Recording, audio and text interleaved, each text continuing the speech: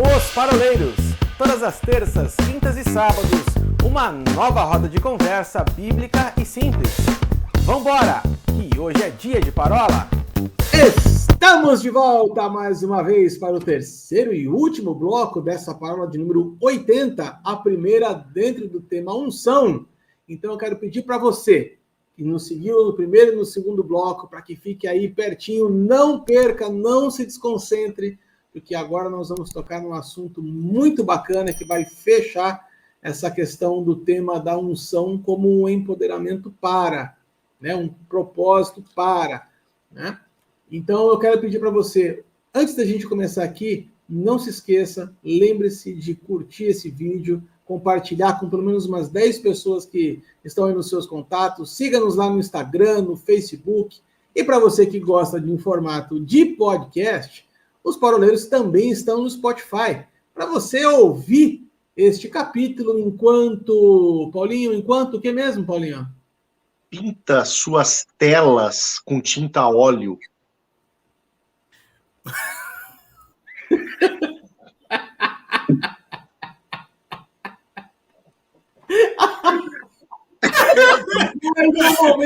Piada do tiozão. Tá certo. Porque, pessoal, não perca, nós iremos falar também sobre... Podemos ungir objetos com óleo? Na próxima parola a gente vai tocar sobre esse assunto. Né? Tinta óleo pode substituir o óleo na unção? Não, o que eu ia dizer, se tinta óleo faz de repente uma pintura ungida. Uma pintura a fresco pintada com tinta óleo é uma pintura ungida com uma unção fresca? Isso aqui tá parecendo aquele negócio lá da Bela Gil. Você pode substituir esse filé mignon por uma berinjela. Maravilhoso, né? Ô Will, quando for ungir com tinta óleo, ao invés de falar eu te unjo, fala Simba. Simba. Meninos, vamos fechar aqui então essa parola. O primeiro e o segundo bloco foram realmente assim. Ungido. Foi ungido. Foram incríveis, né? Assim, destravou realmente algumas coisas para a gente pensar e refletir sobre. Finalizamos o segundo bloco falando a respeito da unção para o serviço, levando em consideração aquilo que estava sobre Cristo, né, no momento do lava-pés, né, a matemática do reino, que foi o que nós comentamos aqui. Mas a gente quer fechar esse último bloco trazendo dois textos que eu acho que são bem bacanas para a gente amarrar. Primeiro foi que o Ilcinho falou a respeito do mago Simão, né? Então eu vou passar a palavra para o Ilcinho agora, para ele falar sobre o Simão, e aí eu vou amarrar com o Paulinho depois do final, fazendo um paralelo entre a unção do Antigo Testamento e Atos 1:8. Acho que dá um belo encerramento aqui, hein? Vai ser difícil de superar o segundo bloco, né? O segundo bloco foi muito top, de verdade. Assim, Arthur, quando eu leio aqui Atos, capítulo 7, na verdade, Atos, capítulo 8, nós vamos ver que existia um mago, né? Na versão que eu estou lendo aqui, fala um feiticeiro. E esse homem, ele é tão impactado quando ele ouve o evangelho, que diz que ele creu e foi batizado. E aí, só que aqui ele está falando de um batismo, mas ainda não foi batizado no Espírito Santo, né? E aí diz que, naquele momento, Pedro, ele desce, e aí Pedro, junto com aquele povo que estava, o próprio Simão, o mago, ele vê e ele se encanta por ver que, de fato, agora existia um poder do alto vindo sobre as pessoas, e as pessoas experimentando dos efeitos, das manifestações do Espírito Santo naquele momento. E aí, olha que interessante. No verso 18, Atos capítulo 8, verso 18, diz assim: vendo Simão que o Espírito era dado com a imposição de mãos dos apóstolos, ofereceu-lhes dinheiro. E aí, e disse: deem-me também este poder, para que a pessoa sobre quem eu impuser as mãos receba o Espírito Santo. E aqui é interessante, por quê? Porque Pedro, ele numa revolta interior, ele levanta e fala algo para ele, dizendo assim: pereça você com o seu dinheiro. Você pensa que pode comprar o dom de Deus com dinheiro? Você não tem parte nem direito algum neste ministério, porque o teu coração não é reto diante de Deus. A unção que Deus estava liberando naquela ocasião era uma unção para a ampliação do reino de Deus. A unção que vem sobre a minha vida e sobre a sua vida, a unção que está dentro e a unção que está fora, a unção que está sobre, ou seja, nós estamos envolvidos nessa unção, ela tem um propósito de ampliação do reino de Deus. Veja, você, Arthur, você tem um chamado, isso é nítido, você tem até um livro escrito focado para a família, focado para a paternidade. Então, há uma unção específica sobre isso. Então, quando eu identifico essa unção, eu vou honrar essa unção sobre a sua vida, eu vou tocar nessa unção, e a unção que eu considero é a unção que eu recebo. Simão, ele quer fazer o quê? Opa, pera um pouquinho. Eu manipulava as pessoas através da ilusão, através da manipulação. Então, as pessoas me seguiam, né? Olha o que diz o verso 7. Todo o povo, do mais simples ao mais rico, dava-lhe atenção e exclamava. Agora o Espírito Santo vem, dissemina e publica ali entre todos a unção que vai ampliar o reino de Deus, e aquilo não está no controle do homem. Porque aquilo que eu recebi do Senhor, eu recebi de graça, eu vou dar de graça. E aí o coração dele não está reto a tal ponto que ele fala, opa, pera um pouquinho. Se eu manipulava na ilusão, agora, no poder do Espírito, eu não poderei trazer outras pessoas. Veja, ele queria tirar. E aí nós vemos a influência de Satanás sobre a vida dele. Porque da mesma forma como, tocando naquilo que você falou no segundo bloco, Ezequiel, assim como Satanás quis roubar o coração e roubou 1/3 dos anjos, assim como Absalão roubou o coração de pessoas, Simão queria, através de uma unção, roubar o coração de homens. Isso é muito forte. Então, nós voltamos naquilo que nós falamos sobre a unção, ela é algo muito fino, muito tênue, muito sensível. Caitlin Kuhlman, em uma ministração dela, ela entra chorando e ninguém entende o porquê que ela está chorando. E aí no testemunho do autor do livro fala assim, e ninguém entendia o porquê que as pessoas choram, porque ela estava chorando, e ela fala, não façam assim, considerem a unção. Considere aquilo que está aqui. Respeite. Paulo vai dizer mais para frente, não entristeçais o Espírito Santo. Nós vamos falar aqui, creio que é isso que o Paulinho, você vai fazer o gancho com o Paulinho, mas assim, a unção, ela é o atributo do Espírito Santo nas nossas vidas. E Simão, ele entendeu de forma distorcida que ele poderia ter um poder para manipular. E a bem da verdade, a unção sobre a minha vida, sobre a sua vida. E você que está nos ouvindo, você que está nos assistindo, a unção é para promover o reino. A unção é para servir. A unção é para destruir o jugo de Satanás. A unção é para fazer, o Senhor Jesus, ele veio para desfazer as obras do diabo e te colocar em liberdade. Amém? Essa ministração da Caitlin Kuhlman, eu me recordo que ela fala assim, por favor, não entristeçam o Espírito Santo. Ele é tudo que eu tenho. E essa mulher chorava copiosamente porque doía nela o fato de saber que as pessoas estavam entristecendo o Espírito Santo. Ela falava assim, ele é tudo que eu tenho. Paulinho, a gente está falando aqui a respeito dessa unção, e aí mais para frente a gente pode falar da simbologia do óleo, né, que era utilizado no Antigo Testamento, como um símbolo da presença do Espírito Santo, né? Então, no Antigo Testamento, a gente percebe que não há assim, uma citação clara da dispensação do Espírito Santo. Nós vamos perceber em algumas leituras, a falar assim, o Espírito do Senhor se apossou, por exemplo, de Sansão, o Espírito do Senhor estava sobre a personagem A, B ou C, né? E isso era simbolizado com a unção com óleo. O que me veio no coração e na mente é que muitas vezes a gente acha que a unção ela é derramada sobre nós, e isso muitas vezes pode ser um empoderamento instantâneo, né? Quando de fato isso não necessariamente ele é um empoderamento instantâneo. Vou trazer um exemplo aqui. Davi, por exemplo, ele foi ungido 3 vezes antes de se tornar rei de Israel.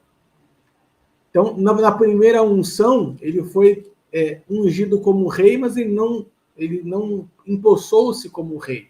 Mas ele já sabia qual era o fim do propósito dele, que é se tornar rei. E as outras 2 unções, elas vieram como uma preparação ou como sinais externos de um reforço daquele chamado que foi derramado sobre ele. Em Atos 1:8, nós vamos ver a palavra falando sobre o derramamento do Espírito Santo, sobre aquelas pessoas que estavam reunidas em oração, e Jesus havia citado para eles, olha, permanecei em Jerusalém até que sobre vós seja derramado do alto poder para ser minhas testemunhas. A gente pode fazer um paralelo entre essa questão da unção visível no Antigo Testamento com o derramamento do Espírito Santo de Atos 1:8 como a mesma coisa, pode? Arthur, dá para fazer porque definitivamente é a mesma coisa, né? No Antigo Testamento, a gente vê a unção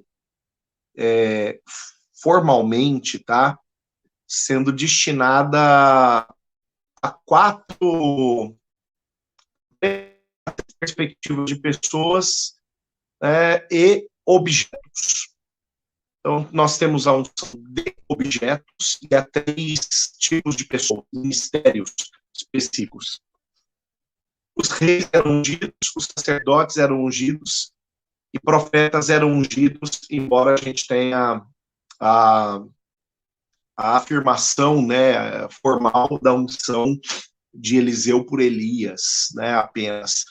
Mas, enfim, há essas referências no Antigo Testamento de episódios de unção com óleo, né, objetos e essas 3 dimensões de pessoas. E em todos os casos, todos eles, a finalidade da unção é a separação, a consagração para uma determinada dimensão de serviço, né? Aquilo que nós começamos falando, aquilo que nós trabalhamos assim de uma maneira extremamente, que foi trabalhado através de nós, né, pelo Espírito de Deus, de uma maneira muito graciosa no segundo bloco, é uma realidade que a gente não pode abrir mão. A unção, ela é para o serviço, né? Geralmente, quando o assunto é unção, o para vai estar junto. Para quê? Para algo, né? Vai estar junto. E eu falei lá atrás, acho que no primeiro bloco, que a unção, então, ela passa a ser um documento de identidade, né? Ela passa a ser uma identificação daquele que recebeu a unção para uma determinada finalidade. Ok. E se no Antigo Testamento a gente tem esse sinal ritualístico, né? Esse sinal ritual do óleo como um sinal de confirmação, né?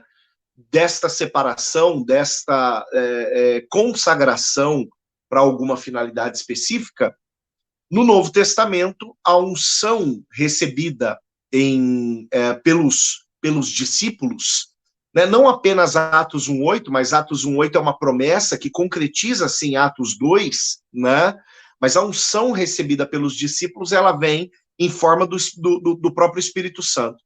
É interessante, né, quando Jesus fala, o Espírito Santo, o Espírito de Deus está sobre mim, né, quando ele lança a mão daquela passagem de Isaías, e ele fala acerca dele, diz, o Espírito Santo está sobre mim e me ungiu, né? O sobre, ele não está aqui por acaso, né? Ele não aparece aí por acaso, justamente pelo fato da unção ela ser um revestimento. E uma vez que ela é o revestimento para o ministério, cabe aqui a gente conceituar ministério também. O que é um ministério? O que faz um ministro? Um ministro, ele se move em uma autoridade que não é dele. Ele é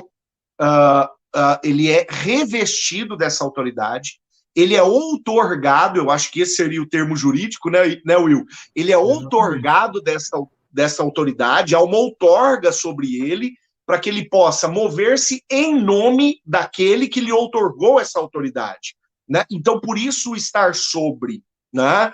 Por isso vem de cima as línguas de fogo que pousam sobre os ministros e capacitam os ministros, os discípulos, aliás, a partir daquele momento a se tornarem ministros de uma nova aliança.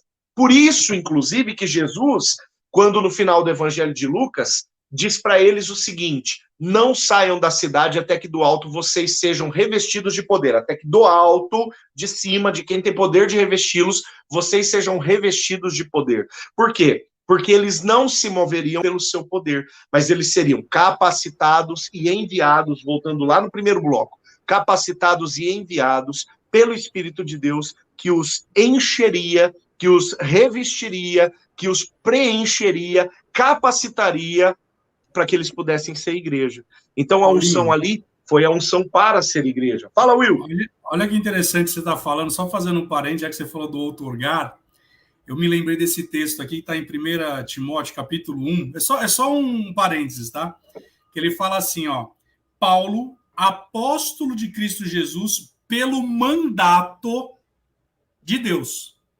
O que é mandato? Mandato, juridicamente falando, nada mais é do que um contrato de representação em nome de, ou seja, a procuração.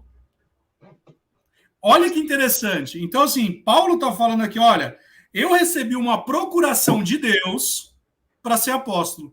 Então, isso que você está falando... É outorga. É outorga. O que você faz? Eu, como advogado, eu sou outorgado a receber uma procuração. Então, eu vou falar em nome de. Olha que interessante. Então, assim, é muito isso que você falou, só queria fazer esse parênteses, né? Porque achei interessante você falar a respeito da outorga. Porque Paulo fala, eu recebi um mandato, eu recebi uma procuração. E Paulo levava isso tão a sério, né? Só fazendo um parêntese aqui. Ele diz, pois se eu prego o evangelho não é para me gloriar, pois sobre mim é imposta esta obrigação, e ai de mim se eu não pregar o evangelho. Sobre mim, né, vem do alto, é imposta essa obrigação, ou seja, a minha identidade é essa, e eu não tenho como brigar contra ela. O próprio Paulo diz, né, que podemos nós nada podemos contra a palavra de Deus, senão a favor dela. Contra o mandato dele. Quero encerrar aqui esse último bloco com 3 dimensões da unção, né? Dimensão em mim, sobre mim e através de mim. É algo que flui, né? É como diz o Salmo, né? O óleo que desce sobre a barba, ela pega as vestes, ela chega até a beirada. A unção, ela está sobre mim, ela está em mim, mas ela flui através de mim. Conforme a fala do Arthur, né? No Salmo de número 133, o óleo de barba é citado na Bíblia. Bom, gente, chegamos ao final da nossa parábola de número 80, a primeira dentro do tema unção. A gente espera, deseja do fundo do nosso coração que essa roda de parábola tenha abençoado você, tenha tocado o seu coração, que você possa agora ter um tempo de reflexão, um tempo de oração, de leitura da palavra sobre isso. Deixe o Espírito Santo falar com você. E semana que vem, se Deus quiser, a gente vai estar de volta, falando um pouquinho mais sobre esse tema. Um grande abraço e até semana que vem, se Deus quiser. Tchau, tchau.